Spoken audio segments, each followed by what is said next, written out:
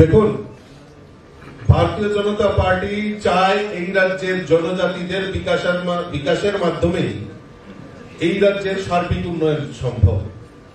আর আমাদের সরকার আসার পর আমরা জনজাতি বিকাশের জন্য বিভিন্ন পরিকল্পনা, আমি সৌভাগ্যবান, আমি দুই মুখ্যমন্ত্রী আমার পাশে বসে গেছে, একজন প্রাক্তন, একজন বর্তমান, দুইজনেই আমাদের এই রাজ্যের জনজাতিদের বিকাশ হোক, ডেভেলপ হোক, সেই লক্ষ্যমাত্রা রেখে কাজ করছে।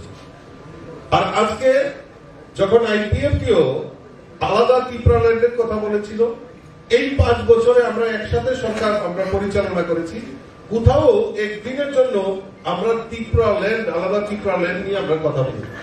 ঠিক সেই রকম গ্রেটার ত্রিপুরাল্যান্ড হোক এই ত্রিপুরা রাজ্যে, সেটাও কিন্তু ভারতীয় জনতা পার্টি সমর্থন করে। তো কাজেই আমরা চাই সবাই এই জনজাতির উন্নয়নের জন্য কাজ করতে। আমাদের সরকার আগামী দিন আইপিএফটি এবং বিজেপি জোট মিলে এই ত্রিপুরা রাজ্যের জনজাতিদের বিকাশের জন্য কাজ করবে। শুক্লাবাবু, আপনাদের ত্রিপুরাল্যান্ডের দাবি কি এখনো রয়েছে? কারণ আপনাদের জোট শরিক বলছে যে সেপারেট দাবি তারা সমর্থন করেন না, আগেও করেননি, আপনারা কমন মিনিমাম প্রোগ্রাম বানিয়েছিলেন। তো আপনাদের ত্রিপুরাল্যান্ডের দাবিতে কতটুকু অনড় রয়েছেন? ধন্যবাদ। দেখো, একটা রাজনৈতিক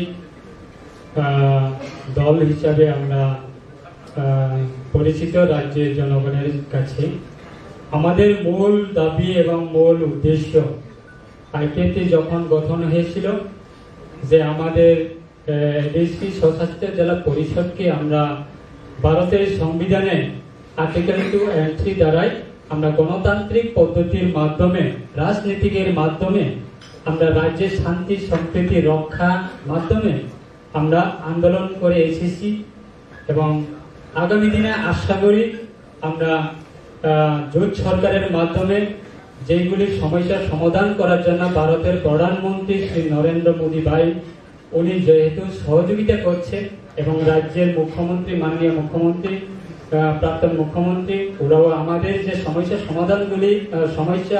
সমাধান করার জন্য যেহেতু সহযোগিতা করছে, সেই জিনিসটাকে আমরা লক্ষ্য রেখে আসন্ন 2023 বিধানসভা নির্বাচনে আমরা আইপিএফটি এবং বিজেপি যুদ্ধের মাধ্যমে আমরা লড়াই করার জন্য সিদ্ধান্ত নিয়েছি। ধন্যবাদ। ত্রিপুরাল্যান্ডের স্লোগান কি থাকবে কি থাকবে না শুক্লাবাবু? ত্রিপুরাল্যান্ডের স্লোগান কি থাকবে না থাকবে না?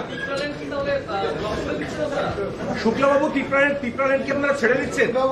পরে আমরা প্রেস মিট করব।